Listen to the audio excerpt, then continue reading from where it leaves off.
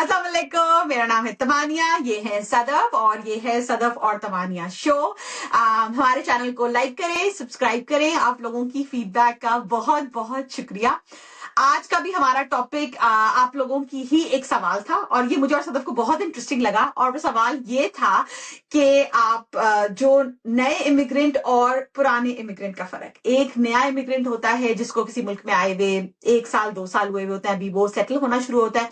और कुछ लोग ऐसे होते हैं जो 20 साल गुजर चुके होते हैं उनके। और उनका सवाल ये था कि इन दोनों ग्रुप्स के अंदर हैं तो दोनों ही इमिग्रेंट्स। अब कोई नॉर्थ अमेरिका आया है, यूरोप आया है, लेकिन उन दोनों के एक्सपीरियंसेस में फर्क होता है। और जिन खातून ने ये सवाल किया उन्होंने कहा कि अगर आप इस पे बात कर सके कि कई दफा जो नए इमिग्रेंट्स हैं वो पुरानों की स्ट्रगल को अप्रिशिएट नहीं करते, उनकी एक्सपेक्टेशंस बहुत ज्यादा होती हैं। तो आप इसके ऊपर बात करें कि ये एक हमारे यहाँ एक कल्चर है, एक एक्सपेक्टेशंस का मिसमैच होता है। और फिर जो नए वाले इमिग्रेंट्स हैं वो अक्यूज करते हैं कि जो पुराने लोग हैं ये तो सेटल हो गए, या फिर मैं मुंह ही नहीं लगाते, हमारी मदद नहीं करते। हाँ बिल्कुल। सो तमानिया, आई वांट टू से कि इस जब मैं सोच रही थी कि इस वीडियो पे क्या बात होगी, तो मेरे जहन में बहुत ज्यादा जो है वो इसका एक रिलीजियस पहलू भी आ रहा था। And I do want to say at the start of this video के इस वीडियो के जो कमेंट्स हैं, ये जो हम बात करेंगे, आई नो मेहमानदारी और मुसाफिर, जो कॉन्सेप्ट ऑफ मुसाफिर है इन रिलीजन, इसको बहुत ज्यादा यूज किया जा सकता है इस टॉपिक पे। तो पहली बात तो ये कि जो लोग इस वीडियो पे होलियर देन दाऊ किस्म के कमेंट्स करेंगे कि आप लोग दूसरों को सिखा रहे हैं कि मेहमानदारी ना करो और लोगों की मदद ना करो और ये वो फलाना धमाका, तो ऐसा बिल्कुल नहीं है। हम बिल्कुल प्रैक्टिकल और रियलिस्ट बात कर रहे हैं, बिकॉज इमिग्रेंट जो है वो कोई रिलीजन लेके थोड़ी आता है, कोई भी हो सकता है। अगर वो पाकिस्तानी है तो वो पाकिस्तानी क्रिश्चियन भी हो सकता है, वो पाकिस्तानी हिंदू भी हो सकता है। तो बात ये नहीं है कि आप इस वीडियो के कमेंट्स में हमें हेट देना शुरू कर दें और बोले कि हुजूर सल्लल्लाहु अलैहि वसल्लम ने ये किया था और वो किया था और फलाना धमाका। हम कनाडा जैसे मुल्क की बात कर रहे हैं जहां जिंदगी बहुत मुश्किल है और आपको बहुत प्रैक्टिकल होने की जरूरत है। तो तो बात यह है कि जैसे जिस लड़की ने ये सवाल पूछा उसने ये बोला कि ये जो न्यू इमिग्रेंट्स आते हैं उनकी हमसे बहुत एक्सपेक्टेशन है कि जैसे पहले से वो रह रही है और फॉर श्योर उसका कोई कजन या बहन भाई या कोई आया होगा। So I also want to point out that I am speaking from both experiences. मैंने बहुत countries move किए हैं and many times in my life I have been the new person. And मैं जहां भी मैं रही हूँ वहां मेरे घर जरूर कोई ना कोई जानने वाला या तो बहुत लंबे अरसे के लिए मेहमान आया है या वो इमिग्रेट होके आया है और उनकी मुझसे बहुत एक्सपेक्टेशन थी। So I think I can talk about both sides of the coin. तो इस वीडियो को बहुत ही खुले दिल से सुनने की जरूरत है और इस पे कोई रिलीजियस पहलू लगाने की जरूरत नहीं है, बिकॉज जब आप इमिग्रेंट बन के किसी नए मुल्क में आते हैं तो आपकी जो स्ट्रगल्स होती हैं वो कोई इतनी कोई रिलीजन बेस्ड नहीं होती, वो बहुत ज्यादा स्पेशली कनाडा जैसे मुल्क में बहुत प्रैक्टिकल बेस्ड भी होती हैं। बिल्कुल। Right. And I also want to say कि ये सवाल था इस लड़की का, वो मुझे इसलिए इतना पसंद आया कि मुझे इतनी खुशी हुई कि किसी ने ये बात करने की हिम्मत की कि कोई नया इमिग्रेंट आया है और वो चाहे आपके सगे बहन भाई हैं या वो आपके कजन हैं या आपके कुछ ससुराली हैं और वो आपको एक तरीके से as a launch pad use कर रहे हैं। ठीक है, आप कनाडा में पहले से रह रहे हैं और उनकी बहुत एक्सपेक्टेशन है आपसे कि वो जैसे फॉर एग्जांपल अगर आए हैं तो वो आपके घर में रुकेंगे और आप उनको सारे अपॉइंटमेंट्स पे लेके जाएंगी और आप जो है उनको हर जगह सेट कराएंगी या उनके सोशल लाइफ बनवाएंगी। तो ये मैं आपको बताना चाहती हूँ कि ये बहुत अनरियलिस्टिक एक्सपेक्टेशन है, बहुत ज्यादा अनरियलिस्टिक। ये इस वजह से है बिकॉज जैसे हम हमेशा कहते हैं कि सिचुएशंस दो लोगों की ना बहुत फर्क है, इसमें गलत कोई भी नहीं है। बहुत दफा Tamania, this topic is so close to my heart, क्योंकि तुम्हें पता है इतनी दफा मैंने ये देखा है कि लोगों के अच्छे अच्छे खानदानों में ताल्लुकात खराब हो जाते हैं इतनी रिडिकुलस बेबात बिना बात के। वो इसलिए क्योंकि साथ रहना या करीब रहना जो है वो समटाइम्स रिलेशनशिप्स के लिए डिजास्ट्रस होता है, डिजास्ट्रस होता है। क्योंकि जो बड़े मसले होते हैं ना जिंदगी में, खुदा ना खास्ता जिंदगी के, मौत के, जॉब के, बच्चों के, उसमें तो आपके आपस में जितने भी डिफरेंसेस हो खानदान वाले साथ खड़े ही हो जाते हैं। ये जो छोटे छोटे डिफरेंसेस होते हैं ना, ये डेली बेसिस पे they chip away at the love and respect and they are, ये जो आपके जिंदगी के माइनर इरिटेंट्स होते हैं वो आपको पागल कर देते हैं। तो मैं क्योंकि जो बंदा पाकिस्तान से, इंडिया से, बांग्लादेश से आ रहा है ना, उस न्यू इमिग्रेंट होना बहुत मुश्किल है। उसको वो एक पूरी अपनी जिंदगी रैप अप करके आ रहा है और वो नई जगह पे किसी को नहीं जानता। तो अल्लाह के बाद उसको होता है कि हमारे फलां के फलां जो है वो भाई कनाडा में रहते हैं, कैलगरी में रहते हैं, वो हमारी मदद करेंगे। पर जो और फिर पाकिस्तान इंडिया में कॉन्सेप्ट ऑफ मेहमानदारी भी कितना फर्क है। लाइक वहां इतनी हेल्प है और वहां का लाइफस्टाइल फर्क है। तो हर दफा मेज लग रही है, उठ रही है, चाय बन रही है, भाई आपके पास इतनी हेल्प है, मासी जो है वो कपड़े धो रही है, बर्तन धो रही है, ड्राइवर है, ये है वो। कनाडा में तो ये सब कुछ हम ही है, राइट। हम ये और हाँ, और दूसरी बात ये, इस कदर सर्दी है, क्या पता है आपके कि जो जिस होस्ट के आप घर में रहना है, आप ये बात सोचें कि आप उनकी रेगुलर प्रॉपर लाइफ चल रही थी और आप उस घर में आके रहना शुरू हो गए। एंड आई नो कि अब आप पे बहुत क़यामत गुजर रही है। Being a new person in any place is so hard because you are so painfully miserable, because आपको जगह का नहीं पता होता, आपको लोग नहीं पता होता, आप मिस कर रहे होते, आपके अंदर ये खौफ और फेयर होता है कि अल्लाह हमारी नौकरी लगेगी, हमारा घर सेट हो जाएगा, मेरे बच्चों का क्या बनेगा, और मैंने सही फैसला किया या नहीं किया। So you are terribly desperately seeking familiarity, और वो आपको अपने होस्ट की शक्ल में ही मिलती है। जो होस्ट है वो आपका वहां रह रहा है, वो अच्छे तरीके से समझता है कि आप किस चीज से गुजर रही हैं, लेकिन आप यकीन करें कि अब वो डिफरेंट स्टेज ऑफ लाइफ में उसके अलग स्ट्रगल्स हैं। जो वहां रह रहा है वो हिट बाय इन्फ्लेशन है, वो हिट बाय इकोनॉमिक अनसर्टनिटी है, वो हिट बाय बेसिकली उसके, अगर उसके बच्चे छोटे हैं उसके अपने सेट ऑफ प्रॉब्लम्स हैं, अगर उसके बच्चे बड़े हैं तो वो और डिफरेंट सेट ऑफ प्रॉब्लम से डील करे। एंड आपको उनके माली हालात नहीं पता। क्या पता आप एक्सपेक्ट करते हैं कि भाई तुम हमें फला जगह जो है हमारा PR कार्ड बनवाने ले चलो, हमारा हेल्थ कार्ड बनवाने ले चलो, हमें जगह नौकरी के इंटरव्यू पे ले चलो, लेकिन वो उस शख्स के लिए कितना मुश्किल है, क्योंकि वो कितनी दफा ऐसा होता है कि आप टाइम बैकवर्ड वर्क कर रहे होते हैं। मुझे अपने बच्चे को 2 बजे पिक करना है, इससे पहले वहां जाने में ये टाइम लगेगा, उससे पहले मुझे खाना पका के जाना है, क्योंकि ये लोग भी आके खाना खाएंगे, मेरा बच्चा भी आके खाना खाएगा, तो मैं कितने बजे खाना पकाऊंगी, तो इस कितना टाइम लगेगा, उससे पहले मैं क्लीन अप करूंगी। आपको नहीं पता किसी के जहन में क्या चल रहा है। तो साथ रहने में अगर जरा सी ऊंच नीच बातचीत हो जाती है तो प्लीज उसको दरगुजर करें। जो न्यू इमिग्रेंट्स आ रहे हैं, सबसे पहले वो ये बात समझे कि ये मत बोले कि ये तो देखो कैसे बेवफा निकले, हम तो इनको क्या समझते थे, इन्होंने हमारे साथ ऐसा किया, हम इन पे बोझ बन गए, इन्होंने ऐसे जवाब दे दिया। आई नो कि आप इंटरनली बहुत ही टची हो रहे हैं, लेकिन इतना टची किसी चीज को पर्सनली लेने की जरूरत नहीं है। A lot of it is situation based rather than personal. हाँ, और ये जो सदफ ने कहा कि इस सिचुएशन में जो बेचारा नया इमिग्रेंट है ना, वो तो वैसे ही एक बड़ी हाईली इमोशनल सिचुएशन के अंदर है। लेकिन जो लोग यहाँ रह रहे होते हैं ना, हम, मैं और सदफ दोनों सिचुएशन से रहे हैं, हम भी नए थे और हम अब पुराने हो गए हैं, ठीक है। तो जो नॉर्थ अमेरिका के, कई दफा बात होती है कि जो नॉर्थ अमेरिका के, कहीं भी यूरोप, नॉर्थ अमेरिका के घर बहुत फर्क है पाकिस्तानी घरों से। पाकिस्तान में हर घर के अंदर एक अटैच्ड वॉशरूम है। यहाँ जो होता है बस एक मास्टर बेडरूम ही होता है, जो मेन बेडरूम होता है जिसके अंदर अटैच्ड होता है, बाकी सब कॉमन होता है। आप घर के जो बहुत ही कोई अमीर होगा जिसके घर हफ्ते में भी 1 या 2 दफा, 2 हफ्ते में 1 दफा कोई सफाई वाली आ जाएगी, वरना जो डे टू डे की सफाई है वो घर वालों ने ही करनी है। सो जो यहाँ का लाइफस्टाइल है वो इतना डिफरेंट है, और यहाँ की, और ये अडेप्शन हमने भी किए हैं। तो फर्क ये होता है कि जो न्यू इमिग्रेंट है ना, वो कई दफा अपनी पाकिस्तान की आदतें लेकर आता है, जो गलत नहीं है, वो वहां के माहौल के मुताबिक है। और जो यहाँ रह रहा होता है ना, वो लिटरली, वो जो नहीं कहते कि आप घड़ी की सुइयों के लिहाज से चल रहे होते हो। आपको पता होता है कि जैसे सदर ने कहा आपने बैकवर्ड चलना होता है, आपको पता होता है कि इसके अंदर मेरे 5 मिनट भी इधर से उधर हुए ना तो मेरी सिचुएशन बिल्कुल खराब हो जाएगी। अगर फॉर एग्जांपल अगर आपने बस कैच करनी है तो आपने 10 मिनट पहले बस स्टॉप पे पहुंचना है, बस पहले भी आ सकती है। आपने अपने बच्चे को लेना है, स्कूल वाले फोन कर देंगे अगर आपने अपने बच्चे को वक्त पर ना लिया। घर का खाना बनना है, इतनी छोटी छोटी चीजें होती है और इतनी जिम्मेदारी होती है, मेंटल आपके सर के ऊपर एक लोड होता है। तो बट जो नया होता है उसको पुराने की वो स्ट्रगल नजर नहीं आ रही होती, क्योंकि अभी वो खुद इस घन चक्कर में नहीं पड़ा। जब वो खुद इस घन चक्कर में पड़ेगा ना, और वो इस चक्की में पिसेगा, तो 5-6 साल बाद उसको भी अंदाजा हो जाएगा, वो भी कहेगा वो हाँ। इवन सदफ, मुझे अब कई दफा इतनी बातों का अंदाजा होता है कि जब मैं अपने भाई को विजिट करने जाती थी और मैं पाकिस्तान से जाती थी, तो मैं पापा की प्रिंसेस लाडी डाडा डा, मैं उसके घर जाकर जो तबाहियां मचाती थी। अब मैं सोचती हूँ कि उस बेचारे के दिल पे कितने सितम गुजरते होंगे। उसने जब मेरी शादी होने वाली थी, उसने बेचारे ने कभी मुझे नहीं कहा, और वो बड़ा अच्छा मेहमान भाई, अच्छा बेचारा मेरा मेजबान बनता था। फिर जब मेरी शादी होने वाली थी तो उसने मुझे फोन किया और उसने कहा तुम्हारी ये कुछ आदतें हैं जो बहुत इरिटेटिंग है, और तुम प्लीज ये जाफर के साथ ना करना। मैं तो भाई था, बर्दाश्त कर लेता था। फिर उसने मेरी सारी आदतें लिस्ट की। उसने कहा तुम जब अपने बाल करती हो, बनाती हो, तो तुम्हारे सारे बाल कारपेट पे चिपक जाते हैं, तुम्हें एहसास नहीं होता। वो जब मैं वैक्यूम से साफ करता हूँ तो वो मेरे वैक्यूम के अंदर फंस जाते हैं, तो प्लीज उनको खुद उठाकर गार्बेज में डाला करो। ये एक ऐसी चीज थी जो मैंने कभी भी पाकिस्तान में इनकाउंटर नहीं की थी, बिकॉज पाकिस्तान में मैंने कभी अपना वॉशरूम खुद नहीं धोया था।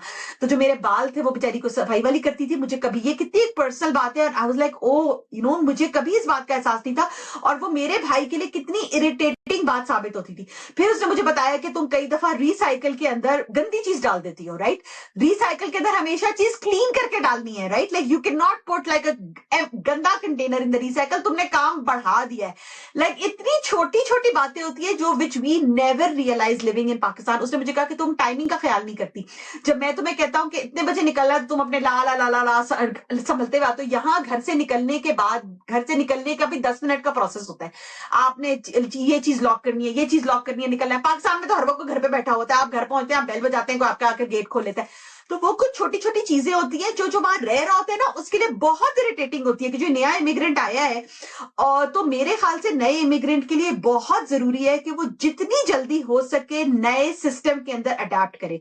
इस चीज को पर्सनल ना लेके, ये जो बंदा है आगे, मेरी बहन है, मेरा भाई है, ये तो वो रिश्ते हैं जो फिर भी खून के रिश्ते हैं। अगर आपके ससुराली रिश्ते होंगे तो आपको और बुरे लगेंगे कि ये मेरी नंद है, देखो उसने तो मेरे आते ही मेरा मुंह बनाना शुरू कर दिया, ये मेरा देवर है, देखो हमने इनका पाकिस्तान में कितना ख्याल रखा, ये हमारा यहाँ नहीं रख सकते। नहीं, उनकी सिचुएशन डिफरेंट है। आप यहाँ किसी के घर, वैसे ये तो हमारे दीन का हिस्सा है कि 3 दिन से ज्यादा आप किसी के घर मेहमान नहीं है। आप अगर, ऑफ कोर्स यू नो, यहाँ लोग बहुत खुले दिल के भी होते हैं। कई दफा कोई आपको अगर अपनी बेसमेंट ऑफर कर रहा है, कुछ कर रहा है कि आप आकर हमारे साथ कुछ अरसे रहें, आपका जो इनिशियल टाइम है, आप ये सोचे कि वो बंदा आपके कितने पैसे बचा रहा है, आपके रेंट के पैसे आपके कितने। आप पहले दिन से इंडिपेंडेंट होने की कोशिश करें। गूगल सबसे बड़ी चीज है। मेरा सदब यहां आकर मैंने जो सबसे बड़ी चीज सीखी है, विच by the way I think Jurassic park एक किताब है, उसके अंदर एक उसकी लॉस्ट वर्ल्ड, उसकी सेकंड सीक्वल है, स्मॉल, आई एम सॉरी, एक स्मॉल, मैं एक बार, उसमें सारा हार्डिंग का कैरेक्टर था। That line change my life. She उसे कुछ छोटी बच्ची को एडवाइस करती है, वो उसको कहती है कि किसी से सवाल पूछने से पहले ना खुद रिसर्च करो, क्या ये सवाल का मैं जवाब खुद दे सकती हूँ। This is first step to independence. पहला स्टेप टू इंडिपेंडेंस है कि सबसे पहले किसी से सवाल पूछने से पहले, आजकल गूगल पे हर चीज अवेलेबल है, किसी से ये पूछना है यहां से बस कहां आती है, सबसे पहले आए, फोन का कनेक्शन लें, आकर बस स्टॉप्स का पता करें, कहां से चलते हैं, हर चीज के अंदर इंडिपेंडेंट हो, उनके घर का माहौल समझे। अच्छा, अब आप डिश वॉशर लगाएं, अपने बर्तन सबसे पहले सिंक में जाके रखें, फिर सिंक में जाकर उनको साफ करें, देखें उन लोगों का क्या प्रोसेस है। Get involve. अपनी जो यहाँ की लाइफ बहुत बहुत डिफरेंट है। आप जितनी जल्दी इससे अडेप्ट करेंगे, उतनी जल्दी आप अपने इर्द गिर्द के लोगों के लिए काम आसान। और हो सकता है वो लोग आपको मना करें, क्योंकि हो सकता है कि उनमें भी वो तकल्लुफ आए, लेकिन आप सबसे पहले इंडिपेंडेंट होने की कोशिश करें। हाँ, बिल्कुल। ये जो तुमने ये वर्ड यूज किया, irritating, I think perfect segue to my point, because मैं तुमसे कहना चाहती थी कि ये इसने मेरी मेमोरी ट्रिगर किया है, बिकॉज वही बात है कि बहुत ही वेल इंटेंशनड है दोनों पार्टियां, होस्ट भी और गेस्ट भी, मगर जो न्यू इमिग्रेंट आया उसको अंदाजा ही नहीं कि वो कितना बड़ा बोझ बन रहा है, कितना बड़ा बोझ बन गया। तो मैं आप लोग को कहना चाहती हूँ कि जो लोग ये वीडियो देख रहे हैं और वो कनाडा, पाकिस्तान के में से लोग डेस्परेट है निकलने को, जो कनाडा आना चाहते हैं, वो ये बात समझ लें कि चाहे आपको ये लफ्ज कितना ही बुरा लगे, अगर आप किसी के घर में रह रहे हैं तो आप बोझ हैं। और जब मैं भी गर्मियों में कैलकरी जाती हूँ तो ये मेरी दोस्तों का बहुत ज़र्फ है कि वो मेरे पीछे पड़ती हैं कि मेरे घर रुको, मेरे घर रुको। पर मैं हमेशा इनसे ये कहती हूँ कि मेरी बात सुनो, मैं अपनी और तुम्हारी रिलेशनशिप प्रिजर्व कर रही हूँ। इसका मतलब क्या है? इसका मतलब ये है कि आपको अंदाजा है कि कनाडा, अमेरिका के घर कितने छोटे होते हैं। अगर एक बंदा भी आके उस घर में रह रहा है ना, आपने उन घर वालों की प्राइवेसी खत्म कर दी है। अब अगर मैंने अपने मियाँ से लड़ना है, कोई जरूरी बात करनी है ना, तो मैं अपने कमरे में भी खुसर पुसर कर रही हूँ, बिकॉज यहाँ साउंड प्रूफिंग नहीं है, सबको आवाज जाती है। या ये कि अगर मेरे बच्चे बेचारे का मेल्ट डाउन हो रहा है ना और मुझे उसको डांटना है, या उस पर कोई he had a hard day at school और उसको मुझसे कोई दिल से बात करनी है, तो उसकी जो दिन की स्ट्रगल है ना, वो एक पब्लिक स्पेक्टिकल नहीं हो सकता, क्योंकि वो आपसे घर में रह रहे हैं, घर वालों की राइट टू प्राइवेसी खत्म नहीं हो सकती। तो मेरा बच्चा बेचारा अपनी माँ से कैसे दिल की बात करेगा। दूसरी बात है कि आपको अंदाजा नहीं होता कि जो मेहमान है वो अपने उसमें कह रहे नहीं नहीं नहीं तुम छोड़ दो, रहने दो, मैं कर लूंगी, अरे नहीं नहीं कोई मसला नहीं, कोई मसला नहीं। लेकिन आप देख रहे हैं कि वो सुबह 6 बजे से उठी है और रात के 10 बजे तक लट्टू की तरह घूम रही है और काम कर रही है, अपने बच्चों को भी देख रही है, और कोई मासी नहीं आ रही, और ड्राइवरी भी कर रही है। और घर से निकलने का प्रोसेस जो है वो 15 मिनट का है, क्योंकि हर शख्स ने अगर आग भी लग जाए तो उसने बूट्स, जैकेट, टोपे, मोजे पहन के निकलना है। क्या आपको ये चीज अपनी आंखों से दिख रही है ना? तो आप ये बात अंडरस्टैंड करें कि जो तमानिया ने बोला, जो इस्लामिक कॉन्सेप्ट है कि भाई 3 दिन की मेहमानदारी है, उसके बाद अपना बोझ खुद उठाएं, खाना पकाने में हेल्प करें, बर्तन धोने में हेल्प करें, और सफाई में हेल्प करें। उनसे खुद पूछें कि लॉन्ड्री किधर है, मैं वॉशिंग मशीन करती हूँ, अपने कपड़े को धोएं, तब उससे भी पूछें कि क्या तुम्हारे हैं, बच्चों के हैं, लाओ मैं धो दूं, और फिर उनको फोल्ड करके उसको वैसे ही दें जिस तरह आप अपने कपड़े फोल्ड करती हैं। और मैं ये बात जरूर कहना चाहती हूँ कि बहुत दफा, बहुत साल पहले सैडली मैंने ये चीज देखी कि मुझे इन माई एंटाइटलमेंट मुझे ये अंदाजा नहीं था कि some people actually can not afford to run the dish washer. So what they are doing is that they are, वो एक प्लेट जो है वो 3-4 दफा इस्तेमाल कर रहे हैं कि उसी में स्नैक कर लिया, उसी में दूसरे बच्चों को दे दिया, उसी पे स्पून रख लिया, और फिर वो हैंड वॉश कर रहे हैं। और मैं इंसिस्ट करती थी कि लाला मैं डिश वॉशर लगा दूं, लाला मैं डिश वॉशर लगा दूं, और वो शर्मा शर्मी मुझसे कह नहीं पाते थे कि no, we hand wash and we minimise the use of bartan, because at that point they were going through a hard time and they were unable to pay for the hydro. Hydro means the water and the electricity bill, जो लोगों की कमर तोड़ देता है, specially सर्दियों में जब heating के बिल आते हैं। तो और कनाडा में तो साल के 6 से 8 महीने जो है वो हीटिंग का बिल आता ही आता है, स्पेशली कैलगरी में। तो जो घर के काम है, और खुद भी आप अपने अंदर थोड़ी गैरत पैदा करें। कोई आपके चड्डी बनियान क्यों धोए, कोई आपके छोटे चाय का कप क्यों उठाए, कोई आपके इस तरीके की आपके लिए कोई खिदमत क्यों करे? क्योंकि जब अल्लाह का लाख शुक्र है कि अल्लाह मियां ने आपको अपाहिज या माजूर नहीं पैदा किया, आप एबल बॉडीड हैं, एबल माइंड हैं। और दूसरी बात यह कि एक बात ये भी है कि किसी का इतना एहसान क्यों लें? कल को आपको क्या पता कि जिंदगी में कुछ भी ऊंच नीच हो जाए, कोई भी छोटी बात हो, और वो बंदा इन अ मोमेंट ऑफ एंगर वो आपसे कहते कि कैसे तुम एहसान फरामोश निकले, हमारे घर आए थे, हमने तुम्हारे साथ इतना किया और तुमने हमारे साथ ये किया। अब आप पलट के क्या जवाब देंगे?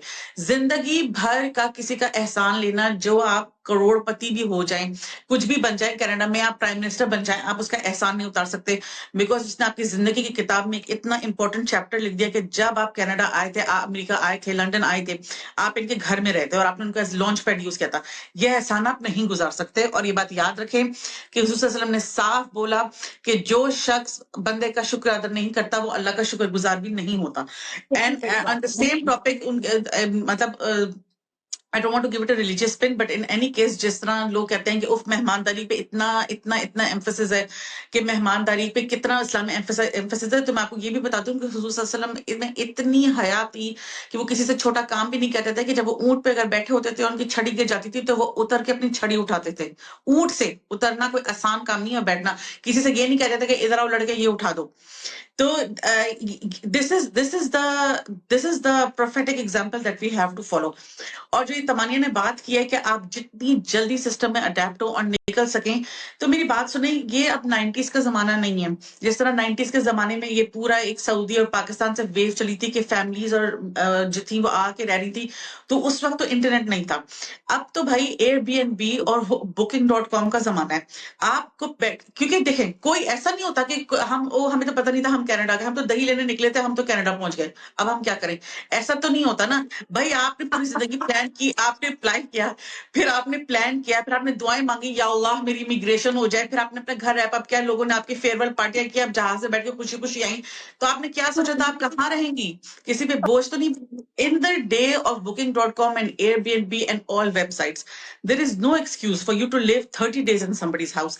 And तमन्या, हर जिस भी सिटी में आप जा रहे हैं उस सिटी की अपनी LRT की या उसकी अपनी ऐप होती है, और वो आपको बस के टाइम बताती है, बस के स्टॉप आइडेंटिफाई करती है। ठीक है, हर कोई जो है वो जैसे जब हम कैलगरी गए थे, हमने एक होटल कैसे, हम पीक स्टैम्पीड के जमाने में हम आए थे। ठीक है, कोई होटल नहीं मिल रहा था, गाड़ी ऑनलाइन बुक होती है, होटल हमें ऑनलाइन मिला, हमें घर कैसे मिला? ऐसे बिकॉज 50 लोग थे जो अपना फोन नहीं उठाते थे, वाया थ्रू ईमेल। जितने भी घर आपने अगर व्यू करना, आप सोचते हैं है पता नहीं कैसा घर होगा, हम जाके कैसे रह सकते हैं, भाई उनको पाकिस्तान, इंडिया, बांग्लादेश से बैठ के ईमेल करें और व्यूइंग टाइम सेट करें। और जब आप वो बोले कि सुबह 9 बजे या 10 बजे पहुंच जाओ, तो आप जिस भी सिटी में जा रहे हैं, आप टोरंटो में, कैलगरी में, वैंकूवर में, विनीपेग में जाएं, आपको पता है कि उनकी बस की, उनकी टैक्सी की, उनकी ट्रेन की ऐप क्या है। तो अपनी लोकेशन से उस लोकेशन का रास्ता डालें और देखें क्या वॉक, वो आपको सब बताता है क्या वॉक है, कितना वेट है, क्या ट्रांजिट टाइम है, और फिर उस हिसाब से 10 मिनट का मार्जिन रखे वहां पहुंचे। मैं आपको बताऊं, there is so much joy in independence. मैं आपको बता नहीं सकती कि अपने छोटे से एक कमरे के 2 बाय 2 फुट के घर में, कमरे में रहना और सूखी रोटी खाने में जो सुख है ना, और जो प्राइड है, वो किसी के महल के भी बेसमेंट में रहना और किसी और के खाए हुए एहसान वाले खाने में नहीं है। और बहुत दफा ऐसा होता है कि जो इमिग्रेंट्स आते हैं, they are so well meaning, और उनको ऐसा लगता है कि उनके जैसा, अगर आप किसी की बहन आ रही है, किसी का भाई आ रहा है, उसको पूरा पाकिस्तान इंडिया पीछे से कह रहा है, अल्लाह तुम कितनी लकी हो, तुम्हें तो तुम्हारी बहन एयरपोर्ट लेने आएगी, तुम्हें तो तुम्हारे तो भाई का घर है, तुम्हारे तो भाई का घर है। तो उसको वो ये कहते हैं, वो अपनी तरफ से उसको समझा रहे होते हैं, उसकी एंग्जाइटी रिलीव कर रहे होते हैं कि it's going to be okay, it's going to be okay, you are going, somebody familiar will take care of you, you will be taken care of. लेकिन उस बंदे को लगता है कि फिर जब वो यहाँ आता है, उसको वाकई बगैर रियलाइज किए हुए वो ऐसे जो हरकतें करना शुरू करता है, जो सामने वाला फिर सोचता है कि अल्लाह ये कब जाएंगे। और स्पेशली दमानिया, आई नो कि ये बात लंबी हो रही है, but I also want to say कि जब लोग अपने बच्चे लेके आते हैं ना, एज न्यू इमिग्रेंट्स आप आए हैं और आप अपने बच्चे लेके आ रहे हैं और आपके बच्चे छोटे हैं, आप ये बात सोचें कि आपके बच्चों की दुनिया बदल गई जहाज में बैठते। They are going to act out, they are going to miss their family, they are going to miss their friends, they will have probably language barrier, they will have culture shock, and they are going to act out and have tantrums and meltdowns in somebody else's house. अगर आपके बच्चे छोटे हैं तो they will have this problem के toys share करने पे लड़ाई हो रही है, और इसके टीवी देखने पे लड़ाई हो रही है, और स्क्रीन टाइम पे लड़ाई हो रही है। बच्चों को मैनेज करना as a new immigrant in somebody else's house is so tricky, because जितनी मोहब्बत आपको अपने बच्चे पे है और आपको पता चल रहा है कि इसको तकलीफ हो रही है और इस न्यू जगह से, तो जो सामने वाला है उसको भी अपने बच्चे से इतनी मोहब्बत है, और उसको भी पता है कि ये लोग जो हमारे घर में रह रहे हैं, हमारे बच्चे को भी उतनी जहमत हो रही है। तो do not make this personal के इनका बच्चा कितना बदतमीज है, हमारे बच्चे को मुंह नहीं लगाता, हमारे बच्चे को खेलने नहीं बुलाया, अपने कमरे का दरवाजा बंद कर दिया। यकीन करें, हमेशा याद रखें कि सिचुएशन को जो है वो बढ़ा एस्केलेट ना करें। जितनी जल्दी आप अपने घर में जाएंगे, अपनी गाड़ी में चलेंगे, एंड बहुत दफा आई नो कि पाकिस्तान के हालात ऐसे हैं, एक्सचेंज रेट आपको मार देता है। आपके पास कितना भी करोड़ रुपया हो, एक तो पाकिस्तान से पैसा निकालना इतना मुश्किल है, और फिर वो आप एक्सचेंज रेट में बाय फ्रैक्शन हो जाता है, लाइक बाय आपने डिवाइड बाय 200 कर दिया, right? So you are worried कि आपको जॉब कब मिलेगी, हम बिल्कुल खर्चे अपने मिनिमल करें, let's make this saving last, अल्लाह करम करे हमारी नौकरी लग जाए। Trust me, we have all been there, इसमें कोई शर्म की बात नहीं है, बल्कि बहुत रेयर होते हैं वो न्यू इमिग्रेंट्स जो नौकरी आते हैं, जो आते ही जल्दी सेट हो जाते हैं। तो सबको ये पता है कि आप अभी स्ट्रगल कर रहे हैं, आप नए आए, तो इसमें कोई फॉल्स प्रिटेंसेस करके अपनी जिंदगी मुश्किल ना करें। Be realistic about your situation, and दूसरों के लिए जितनी आसानी पैदा करेंगे, अल्लाह आपके लिए उतनी आसानी खुद पैदा करेगा। हाँ, बिल्कुल। और सदफ, मैं ये कहना चाहती हूँ, तुम्हारे ना कुछ इतने अच्छे पॉइंट्स हैं, but having said that, this is our culture. And कोई फॉर एग्जाम्पल अगर आप किसी ऐसे शहर में जा रहे हैं जिसमें आपके बहन भाई कजिन कोई ऐसा तो वही वाली बात है कि पहले पाकिस्तान से भी बहुत सारे लोग, हो सकता है जो बंदा रह रहा है बाहर, उसके अम्मा भाई कह रहे हो नहीं नहीं आपने मेरे ही बच्चे के घर जाकर रहना है, तो आप ठीक है किसी के घर आ जाए, इनिशियली आप किसी के घर आ जाए, लेकिन आप में कोई कोशिश तो हो ना कि आपको घर ढूंढ रहे हैं, पता चले आप उनके घर आकर तो आप लवलेट ही हो गए ना, आप ढूंढ रहे हैं। भाई थोड़ी सी कोशिश तो करें, इस बात का एहसास करें कि किसी ने अपना घर, चाहे वो आपका सगा बहन भाई है, आपको अपने घर में रखा हुआ है, तो आप ये घर सिंगल फैमिलीज के लिए बने हुए हैं, तो आप एटलीस्ट थोड़ी सी कोशिश तो शो करें कि कोई किसी के आप नौकरी ढूंढ रहे हैं, आप कोई जगह ढूंढ रहे हैं। और मैं तो कहूंगी कि यहाँ के जो हालात हैं, यहाँ के तो इतने बुरे हालात हैं कि अगर कोई आपको एयरपोर्ट पे भी आकर ले रहा है ना, तो ये बहुत बड़ा एहसान कर रहा है। मैं तो कई दफा कोशिश करती हूँ कि जब कभी जाऊं तो कह दूं कि भाई मैं उबर लेकर आ जाऊंगी, बिकॉज अगर आप ये अंदाजा लगाएं कि फॉर एग्जाम्पल आप लंदन जैसे शहर में जा रहे हैं जिसके अंदर इतना रश होता है कि कोई बंदा एक आएगा आपको लेकर आएगा, फिर आप, उससे बेहतर है कि आप एक उबर लें और आप उसके घर बंदे के घर चले जाएं। ट्राई कि जहां आप किसी दूसरे बंदे के लिए आसानी कर सकते हैं तो आप उसके लिए आसानी पैदा करें। और जब आप किसी के घर रह रहे हो तो जैसे सदफ ने कहा कि कोशिश करें कि जितने आप इंडिपेंडेंट हो सकें, क्योंकि जो माइंडसेट का चेंज है ना, जो पाकिस्तान में आपके लोग बैठे हुए हैं ना, उनका अभी तक वही माइंडसेट है, लेकिन अब आप एक नई दुनिया में आ गए। And I would also say कि घर फोन कर करके कांस्टेंट रिपोर्टें ना दे। ये एक आपके होस्ट के लिए बहुत इरिटेटिंग बात है, ठीक है ना, कि आप पल पल की रिपोर्ट दे रहे हैं। हाँ, आज तो मैंने बर्तन धोए, अम्मी आज तो मैंने वॉशिंग मशीन लगाई। आप अपनी तरफ से अपनी अकम्पलिशमेंट्स बता रहे हैं, मगर आपका होस्ट में भी गिल्टी फील कर रहा हो कि ये ना वहां जाकर पाकिस्तान में रिपोर्टें दे रही है कि मैं इससे काम करा रही हूँ, ठीक है। तो ये यहाँ की एक रेगुलर लाइफ है, आप ये कर रहे हैं, आप किसी पे एहसान नहीं जता रहे। तो प्लीज बहुत एक्स्ट्रा रिपोर्टिंग पाकिस्तान में ना करें। बस पाकिस्तान में भी खैर जी बहुत बहुत ये लोग हमारा ख्याल रखते हैं, अल्लाह का detail day to day detail ना दें। अगर आप डिटेल देंगे, इवन अगर आपकी इंटेंशन अच्छी है, तो ये होस्ट को इरिटेट कर सकता है। So please be very very mindful of that. And I know अभी हमारी जो कॉन्वर्सेशन है वो बहुत इस बात पर है कि कोई बंदा आपके जो घर रह रहा है, लेकिन इवन अगर आप नए इमिग्रेंट हैं और आपको 1-2 साल हो गए हैं, और जो लोग यहाँ कई सालों से रह रहे हैं और आप उनको देख रहे हैं, हाय ये तो इतने कंफर्टेबल है, ये तो ये क्यों नहीं करते, ये मुझे अपने सर्कल में क्यों नहीं इन्वाइट कर रहे, ये नहीं कर रहे। आपकी ये वाली, फॉर एग्जाम्पल, आप किसी एक ऐसे शहर में आए हैं जहां आपकी कोई रिश्तेदार रहती है और आप कह रहे हैं कि ये मुझे अपने दोस्तों से नहीं मिलवा रही। इसमें ये जरूरी नहीं है कि उसका कोई ऐसा कोई बहुत ही कोई भयानक मोटिव है कि वो चाहती है कि आप ऑस्ट्रसाइज हो जाए, ये हो जाए। हो सकता है कि वो जो उसने अपना सर्कल ऑफ फ्रेंड्स बनाया है वो उसके लिए एक सेफ स्पेस है, एंड शी वांट्स कि भाई मेरी फैमिली और फ्रेंड्स को मैं अलग रखूं। That's totally fine. ये उसने अर्न किया है अपना सोशल सर्कल। आप एंटाइटल्ड नहीं है किसी के भी सोशल सर्कल में ऐड होने के। अगर वो आपको कर लेती है तो बहुत अच्छी बात है, लेकिन अगर वो नहीं करती तो कोई एहसान आप उसको डिजर्व नहीं करते कि ये मुझे क्यों नहीं बुला रही, इनका तो देखो इतना बड़ा से। आप खुद अपनी एफर्ट करें, ये एक हर एक की एफर्ट है। अगर वो आपको इनवाइट कर ले तो बहुत अच्छी बात है, लेकिन ये आपका कोई खानदानी हक नहीं है। बिल्कुल तमन्नी, ये इतना इंपॉर्टेंट पॉइंट है कि जिस तरह आप किसी और को देख के बोलें कि ओ माय गॉड ये यहाँ 10 साल से रह रही हैं, इतनी स्टैब्लिश्ड हैं, इनके तो हर वीकेंड ही इनको किसी ने बुलाया होता है, और देखो ये मुझे नहीं मिलवाती। तो ये वाला जो पॉइंट है कि अपने फैमिली और फ्रेंड्स को अलग रखें, ये आप पे भी अप्लाई होता है कि आप भी उनको और अपने नए दोस्तों को अलग रखें। बिकॉज सच बात तो ये कि हर किसी को हर किसी से ब्रेक चाहिए, ठीक है। हमारे बच्चे भी जब वीकेंड जाते हैं, कि हमारे बच्चे भी वीकेंड पे होते हैं, हम भी अपना मी टाइम बनाना चाहते हैं। बहुत दफा रात को हम सब मियाँ बीवी जो है कहते हैं भाई अब सुबह 8 बजे इंशाल्लाह सब एक दूसरे से मिलेंगे, हर कोई अपना अपना काम करे। तो आप ये कैसे सोचती हैं कि आपको सामने वाले को आपसे और आपको सामने वाले से ब्रेक नहीं चाहिए?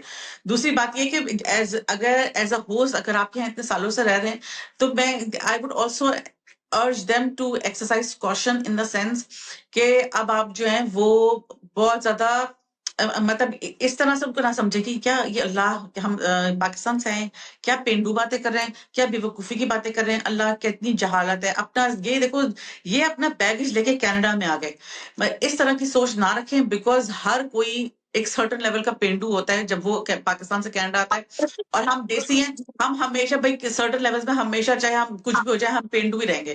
तो इट्स ओके। इस तरीके से उनको लुक डाउन मत करें। आपको नहीं पता उनकी जिंदगी में बहुत मुश्किल टाइम चल रहा है। And Tamannaah, I would say कि ये सिर्फ और सिर्फ सिचुएशन मैनेजमेंट है, और ये इतना इतना कल्चरल गैप है। जैसा I will tell you that जब मैं कनाडा आई और फर्स्ट टाइम किसी ने मुझसे बोला गुड फॉर यू, तो मुझे इतना बुरा लगा, because good for you Canada में ना बहुत पाकिस्तान में बड़ा सरकास्टिक और थोड़ा ऐसा समझा जाता है कि के उफ अल्लाह that they are not really happy for you, right. थोड़ा बदतमीजी का जवाब समझा जाता है। या फिर किसी ने जब मुझसे पहली दफा बोला I am so happy for you, तो मुझे तो समझ नहीं आई कि इस बात का क्या मतलब होता है कि आप किसी को बोले I am so happy for you. Because हमें तो जज्बाती रिएक्शंस की आदत थी कि अल्लाह मुबारक हो, कितनी खुशी की खबर है, पर सामने वाले ने मुझसे बोला I am so happy for you. तो मुझे लगा कि ये क्या तरीका है किसी से बात करने का। या जब किसी मेरे अपने सगे बहन भाई ने मुझसे बोला कि oh thank you for doing this, तो मैंने सोचा कि ये इनको क्या हो गया है, इनको बड़े कनाडा की हवा लग गई है, ये मुझसे ऐसे क्यों बात कर रहे हैं। लेटर ऑन आई रियलाइज कि वही बात है, खरबूजे को खरबूजा देख के रंग पकड़ता है। जब आप बाहर निकलते हैं, आप वर्क स्पेसेस में होते हैं, आप लोगों से इंटरेक्ट करते हैं, जो वहां का कल्चर होता है अडेप्ट करते हैं, वो बंदा सामने जेन्युइनली सिंसियरिटी से कह रहा होता है I am happy for you, right. या ये good for you, like really good for you, लेकिन इसका ये मतलब नहीं होता कि आप किस तरह इस तरह सिंसियर इमोशंस को जो है वो मिस इंटरप्रेट कर सकते हैं। This is a totally cultural thing, right. या जिस तरह हाँ, बिल्कुल। जैसे जिस तरह एक दफा मैंने किसी को इंतहाई अपनी बेवकूफी में बोला कि आप मुझे फलां जगह छोड़ दें, तो उस बंदे ने सामने से मुझे बोला कि एक्चुअली मैं तो बिल्कुल ऑपोजिट डायरेक्शन में जा रहा हूँ। तो मेरे दिल को इतनी ये बात लगी कि मैंने बोला वाह, ये कैसे, इन्होंने तो साफ मना ही कर दिया, राइट? हाँ क्योंकि हमें क्या था, पाकिस्तान में की आदत पड़ी हुई थी कि हाँ हाँ ड्राइवर तुम्हें छोड़ आएगा, राइट? नाउ आई रियलाइज के कनाडा में किसी दो डायरेक्शन अलग में जाने का क्या मतलब है कि अगर किसी को साउथ ईस्ट जाना है और मैं नॉर्थ वेस्ट जा रही हूँ, तो मुझे वाकई मैं साउथ ईस्ट वाले को ड्रॉप नहीं कर सकती रास्ते में। मगर जब आप न्यू इमिग्रेंट होते हो तो आप मुझसे कहते हैं कि अच्छा आप जा रहे हैं, आप फला जगह जो है वो मुझे भी ड्रॉप कर दे। It is not possible. यहाँ की इट लाइफ इज नॉट। बिल्कुल ही फर्क है। या बहुत दफा ऐसा होता है कि जो हमारे बच्चे हैं जो कनाडा में बॉर्न एंड रेज्ड हैं और वो यहाँ के स्कूलिंग सिस्टम में जाते हैं, पब्लिक स्कूल में, वो लोग बहुत आउटस्पोकन होते हैं और हम एज पेरेंट्स इन्हीं बच्चों के आदी हैं। और हम हाँ एक्चुअली हमारा पेरेंटिंग स्टाइल इतना फर्क है, हम इनसे मशवरा करते हैं। हमारे बच्चे हम पे रख के कितने मजाक करते हैं, हमारे एक्सेंट का मजाक हाँ उड़ाते हाँ हैं, हिंदी का मजाक उड़ाते हैं, हमारे बात करने का, हमारे हजार तरीका, जो हमें भी फनी लगता है। मगर जो दूसरे लोग आए होते हैं वो स्कैंडलाइज हो जाते हैं, उनको लगता है अल्लाह ये बच्चे कितने बदतमीज है, ये लोग कोई तरबियत नहीं कर रहे, या इनका बच्चा कुरान नहीं पढ़ता, अल्लाह इतना बड़ा हो गया, इनका बच्चा तो नमाज ही नहीं पढ़ते। कितनी दफा जो इस किस्म की जब बातें होती हैं तो ये ऐसा होता है कि लोग पर्सनली लेना शुरू कर देते हैं। तो ये बहुत ही बेवकूफी की बात है दोनों साइड्स पे। जब आप होस्ट हैं तो आप ये बात याद रखें कि कनाडा ना हमारे, ना आपके, ना किसी के बाप का नहीं है। किसी को कनाडा से बहुत मोहब्बत हो सकती है, किसी के लिए कनाडा बहुत हार्श हो सकता है, और हो सकता है कि वो उस मुल्क में कोई बहुत अच्छा वक्त देखता है, कोई बहुत सिर्फ जिंदगी में स्ट्रगल देखता है। अब जिसने स्ट्रगल देखी हो उसको वो जगह नहीं पसंद आएगी कि उसकी जिंदगी का मुश्किल वहां गुजरा है। अगर वो कनाडा, या बहुत दफा तमन्ना, मैं इतना हैरान होती हूँ कि अल्हम्दुलिल्लाह life has been kind to me. I have never encountered a Karen in my life, कि कोई व्हाइट हाँ औरत हो जो मेरे साथ पार्किंग लॉट में बदतमीजी शुरू कर दे, या कोई रेसिस्ट स्लर्स बोलने लगे, या ये कि मैं हिजाबी नहीं हूं तो मेरे साथ कभी ऐसा नहीं हुआ किसी ने मेरा हिजाब पुल किया और कुछ किया। मगर लोगों के साथ generally in the city of Calgary ऐसा हुआ है कि लोग, अब वो बंदा कह रहा है कि नहीं, अब दोनों बंदों की रियलिटी फर्क है। अब मुझे कनाडा से बहुत मोहब्बत है, मेरे साथ अल्लाह का शुक्र बुरा नहीं हुआ, मगर जिस औरत के साथ जनरली, जिसके बच्चे के साथ स्कूल में रेसिज्म हुआ है, या आपने यू कैन क्लियरली टेल के प्रेजुडिस हुआ है, उसकी जिंदगी की रियलिटी है। और जब वो ये बात करेगा कि भाई ये मुल्क ऐसा है, यहाँ ऐसा होता है, यहाँ वैसा होता है, तो इसको बचकाना तरीके से पर्सनल क्रिटिसिज्म मत लें। एक बहुत बड़ा मुल्क है जैसे पाकिस्तान है, अब पाकिस्तान में भी बहुत लोगों के हालात हैं, कोई इंडस्ट्रियलिस्ट है और कोई बेचारा भीख भी मांगता है। दोनों की रियलिटी बहुत फर्क है, दोनों की outlook on that country, on that geographical piece of land is very different. तो ये मत सोचें कि ओ अगर इतनी मुश्किल है यहाँ तो फिर आए क्यों थे, भाई वापस चले जाओ। इनको जब देखो ये तो कंप्लेन करते रहते हैं, या इनकी तो हर वक्त कनाडा की बुराई करते हैं, तो भाई आने की क्या जरूरत थी? नहीं, लोगों को टाइम दे, लोगों को टाइम दे। जब सेट होते हैं, जब तक आप टोटल सिस्टम में नहीं होते। और मैं ये न्यू मिग्रेंट्स को भी बोलूंगी कि you cannot make a comparison until you have really been in the system. Really been in the system means that you have started driving, your child is going to school, you are going to the doctors, and you have either gone to an educational institute or you work. या तो office में, या कुछ नहीं तो McDonald's या Safeway पे आप खड़े होकर मिनिमम वेज काम करते हैं। अगर आप, जब तक ये एक्चुअल रियल लाइफ एक्सपीरियंसेस हैं, जब तक आप रियल लाइफ नहीं एक्सपीरियंस करेंगी दो कंट्रीज में, you can not make an objective comparison. तो अपनी पापा की प्रिंसेस वाली लाइफ को और एक रिच हाउसवाइफ वाली लाइफ को इस वाली लाइफ से कंपेयर करना अनफेयर है to both countries. To both countries. And I really like this point Sadaf कि जो हम लोग यहाँ रह रहे हैं ना, और हम कई सालों से रहते हैं, तो सबके साथ ये फिनोमेना होता है कि आपका माइंडसेट उस कंट्री के बारे में उस साल में स्टक हो जाता है। जैसे मैंने अगर 2008 पे पाकिस्तान छोड़ा तो मेरा उस जमाने का पाकिस्तान है नहीं। पाकिस्तान भी इवॉल्व कर रहा है, वहां के लोग भी इवॉल्व कर रहे हैं। तो दोनों साइड जो है वो कोई अजम्पशन ना बनाए कि आप क्या वो पाकिस्तानी तो होते ही ऐसे हैं, ये लोग आते नहीं। आप भी पाकिस्तानी हैं, आप भी वहां से आए हैं, आप भी इस वक्त से गुजरे, हमने भी ये गलतियां की हैं, और हमें ऑफकोर्स हम भूल गए, इतने सालों में हम वो बात भूल गए। तो दोनों साइड्स जो है ना वो अपनी अजम्पशंस को जो है वो ना रखे, ब्लैंकेट स्टेटमेंट्स ना दे। कई दफा होता है कि कोई बंदा ऐसी कैजुअली ब्लैंकेट स्टेटमेंट देता है, पर दूसरे के लिए वो बहुत कोई ट्रिगर होती है, बिकॉज यू नो उनके लिए वो कोई ऐसी चीज को याद करा देती है। वो कहते हैं देखो ये सारे लोग ऐसे ही होते हैं, ये यहाँ आकर हमारे मुल्क का नाम बदनाम करते हैं। ऐसी बातें ना करें, इन बातों से ही रिश्ते खराब होते हैं। और जैसे सदफ ने कहा कि हम इस बात को रिकॉग्नाइज करें कि ये एक मुश्किल वक्त है जब नया इमिग्रेंट आता है, खास तौर पे अगर आप बच्चों के साथ आ रहे हैं तो बहुत ही ही डिफिकल्ट है। ये आपकी जिंदगी का एक टफ टाइम है, लेकिन ये आपका बहुत पर्सनालिटी डिफाइनिंग टाइम भी है। ये वो वक्त है जब आप बाद में you will look back and you'll be like, oh, you know what, I survived it, I lived it। तो लोगों से एक्सपेक्टेशंस कम से कम रखें, और जो आपकी मदद कर दे तो बहुत अच्छी बात है, लेकिन अगर कोई ना कर सके तो उसकी मजबूरी समझें। और दूसरी तरफ अगर आप किसी होस्ट की पोजीशन में हैं और कोई न्यू इमिग्रेंट आपकी तरफ उम्मीद से देख रहा है, तो याद करें कि मैं भी इस वक्त से गुजरी थी, और ये वक्त, ये गलतियां जो है, ये प्रोसेस है जिससे हर एक ने गुजरना है। तो जो दोनों पार्टीज है ना, जरा थोड़ा सा गिव एंड टेक और थोड़ा सा करके इस सिचुएशन से निकले, और दोनों जनरलाइज या स्टीरियोटाइप ना करें। हाँ, अच्छा तमानी मेरी बात सुना। And I also want to say कि जैसे ये वाली बात है कि अगर आप जो है आप कनाडा में 3 साल से रह रहे हैं और आपके कोई भाई बहन है वो 10-12 साल से रह रहा है, राइट? कितनी दफा ऐसा होता है कि पीपल आर लाइक उनको जो दोनों में ये होता है कि एक बंदा जो है वो बहुत विलिंगली न्यू कल्चर अडेप्ट कर लेता है, और एक बंदा बहुत ही एडमेंट होता है, हार्ड टू लेट गो होता है। जैसे मुझे अभी तक पता है कि कनाडा में लोग 5-5, 7-7 साल से रह रहे हैं, और वो जब आए थे वो तब भी एक ही बात बोलते हैं कि यहाँ बच्चे खाली स्कूल बैग लेके जाते हैं। पाकिस्तान में मेरे भाई के बच्चे, मेरी बहन के बच्चे, पाकिस्तान में मेरा बच्चा स्कूल था, 2 कॉपी मैथ्स की होती थी, 2 कॉपी इंग्लिश की होती थी, इतना होमवर्क मिलता था। यहाँ तो पढ़ाई ही नहीं होती, यहाँ तो पढ़ाई ही नहीं होती। या फिर वो जो है वो इस किस्म की बातें करते हैं कि स्कूल में कुछ होता ही नहीं, बस खेल कूद के वापस आ जाते हैं। या ये जो लोग इस किस्म की कंपैरिजन करते हैं, ये पाकिस्तान में कितना होता है कि अब जैसे ये रियलिटी है, कनाडा की हेल्थ केयर सिस्टम आजकल स्ट्रगल कर रहा है। लोग जो है वो 8-8 घंटे ईआर में बैठ रहे हैं, फैमिली डॉक्टर से क्राइसिस है।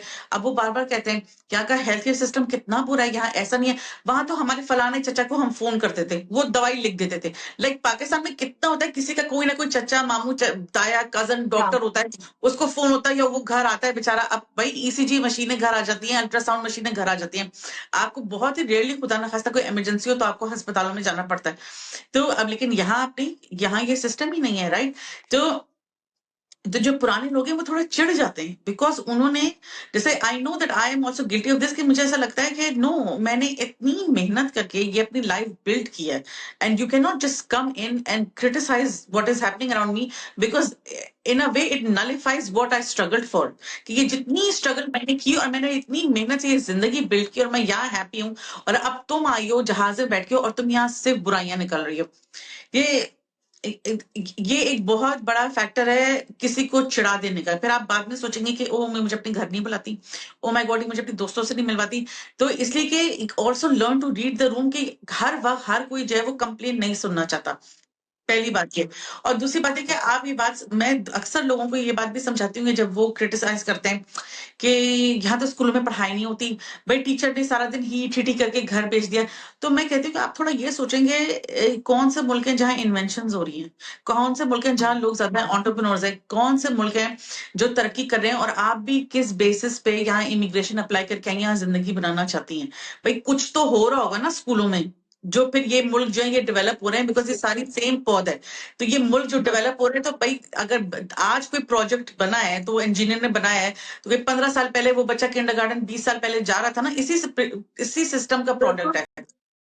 तो कभी आप इतना अपना हैंगओवर छोड़ने को आप राजी नहीं होते, स्पेशली जब बहुत ही ट्रेजिक सिचुएशन होती है कि आप ये सोचते हैं कि देखो हमारे फला के फला मोहल्ले में थे, या हमारे फला के फला खानदान में थे, पहले उनका बड़ा बेटा गया, फिर उनका छोटा बेटा गया, और देखो फिर उन्होंने अपने अम्मी अब्बू को बुला लिया। तो हम भी बस, आप ये सोचती हैं कि बस मैं जाऊंगी और मैं अपने अम्मी अब्बू का वीजा लगाऊंगी, मेरे अम्मी अब्बू भी यहाँ आ जाएंगे, तो जो हमारा पाकिस्तान का सेटअप था वो कंप्लीट हो जाएगा, और अब हमारी दूरी नहीं होगी। और सैडली ऐसा हो कि वो लोग ना आ पाए, या तो उनका वीजा ना लगे, या हालात बदल जाए, या आप स्ट्रगल करें, आप इनकम के लिए क्वालिफाई ना करते हो, या गवर्नमेंट बदल जाए, या प्रोसेसिंग टाइम इतना लंबा हो जाए और वो नहीं आ पाए। ये आप यकीन करें कि this is also a huge part of luck. अल्लाह मियां ने रिस्क लिखा है। जब तक किसी का दाना पानी कनाडा में है वो वहां तक तब तक रहेगा, ना वो से एक दाना पहले जल्दी आएगा, ना वो एक दाना डिलेट आ सकता है। तो ये सब अल्लाह मियां के काम है। अब इसमें हर वक्त सिस्टम को ब्लेम करना या गलतियां निकालना, बहुत दफा एज अ न्यू पर्सन ये भी आपको सोचना पड़ता है कि am I a joy to be around, am I a happy person, because nobody likes to meet somebody जो सिर्फ रोता रहे कि हाय मेरी तो जिंदगी खराब हो गई, बहुत बुरा हुआ मेरे साथ, बहुत बुरा हुआ। ऑल्सो जो भी आपके साथ हो रहा है कुफरान नेमत ना करें। आपने एक दुआ मांगी, आपने एक चीज के लिए प्लान किया, काम किया, अल्लाह ने वो सुनी, अब आप यहाँ आए हैं। मुश्किल वक्त जो है वो that is the beauty of time कि वक्त गुजर जाता है, चाहे वो अच्छा हो चाहे वो बुरा हो। आज आप किसी को देखे कह रही हैं कि वाह भाई देखो ये अपनी गाड़ी खुद चलाती हैं। भाई जैसे मैं आपको बताऊं, मैं तीसरी अटेम्प्ट में पास हुई थी। मेरी जिंदगी में एक टाइम था जब मुझे लगता था कि मैं कभी जिंदगी में गाड़ी नहीं चला सकती, जब मैं दूसरी दफा फेल हुई थी। और बहुत ही मुझे लगता था कि ये तो बस अल्लाह का मुआवजा है कि मैं ड्राइविंग लाइसेंस ले पाऊंगी कभी। अब मैं लोगों को देख के सोचती थी, मैं कहती थी कि अल्लाह मियाँ ये कैसे गाड़ी चलाती हैं ये औरतें, इनको कैसे इन्होंने टेस्ट पास किया। या मुझे याद है कि जब हम होटल में रह रहे थे और हमें किसी ने अपने घर बुलाया, तो उन्होंने अपने बच्चे को जानमाज पकड़ा के बोली कि जाओ बेटा इसको जगह पे रख दो। आई विल नेवर फॉरगेट कि मैं आई think I was 5 days into Calgary, मुझे कैलगरी आया वो 5वां दिन था और हमारे किसी जानने वाले ने मुझे अपने घर बुलाया था। तो मैं हिल गई, मैं वो मोमेंट कभी नहीं भूलूंगी कि मुझे लगा मुझे रोना आ जाएगा कि ओ माय गॉड इनके घर में जानमाज की जगह है, क्योंकि I was living out of suitcases in a hotel. You know, जो आपके हालात होते हैं ना वो आपके स्टेट ऑफ माइंड को बहुत डिक्टेट करते हैं। इंशाल्लाह अच्छा वक्त आएगा जब आपको नौकरी लग जाती है, आप भी चूजी बिल्कुल ना हो, जो घर मिल रहा हो चाहे छोटा हो चाहे बड़ा। अब ये भी कितनी बड़ी प्रॉब्लम है तमानिया कि अगर आपका कजन 20 साल से वहां रह रहा है और अब वो सेट हो गया, उसने एक बड़ा घर लिया हुआ है, आप उनकी गाड़ी देख रही हैं, आप उनके हैंडबैग जूते, उनका सोशल लाइफ, उनका ब्लो ड्राई देख रही हैं और आप सोच रही हैं कि नहीं हम तो इनके घर जाते हैं तो we will be the poor relative, और हम जो है एक सस्ता 1 bedroom बेसमेंट रेंट कर लेंगे, हमारे बारे में क्या सोचेंगे। और ये पाकिस्तान फोन करके रिपोर्टें देंगे कि हाय हमारे कनाडा के इतने बुरे हालात हो गए, वहां तो हम कोठियों में रहते थे। ये सब जो सोचे है ना, ये आप अपनी जिंदगी खुद कॉम्प्लिकेट कर रही हैं। कभी के दिन बड़े कभी की रातें। तो जब अल्लाह ने थोड़ा दिया उसमें खुश रहें, क्योंकि अल्लाह का शुक्र अदा करें तो अल्लाह में फिर आपको बहुत देगा, and then it makes the best stories of your life. I like to tell everybody कि जब हम कनाडा आए थे हमें तो पता ही नहीं था स्टैम्पीड क्या होती है, हमने कभी सुना नहीं था। हम एंड स्टैम्पीड वाले दिन आ गए, हमें तो होटल नहीं मिला। ये एक बहुत फनी कहानी है कि हमने जो गाड़ी रेंट की थी कैलगरी में वो इस सिटी की आखिरी गाड़ी थी। उसके बाद गाड़ियां खत्म हो गई और कोई रेस्टोरेंट में खाना नहीं मिलता था, और क्योंकि इतना रश था और कोई इतना 2012 में कैलगरी का बूम था, कोई बंदा फोन नहीं उठाता था। मुझे ये बात इतनी अजीब लगती थी कि जब हम ये कैलगरी रेंटल प्रॉपर्टी की वेबसाइट देखते थे कोई फोन नहीं उठाता था। Now these big funny stories and they make you so proud के देखो हम मियां बीवी एक टीम में, हमने ये कर लिया, we managed it, what a great successful chapter in the story of our life. Take it this way, किसी और से कंपैरिजन ना करें अपनी लाइफ का। Bilkul. No, those are some great points, and I hope this answers the question. And do let us know अगर आप लोगों के और सवाल हैं. We always make our episodes on your questions. And हमारे चैनल को सब्सक्राइब करें, लाइक करें और लोगों के साथ शेयर करें. We will be back next week. Allah Hafiz.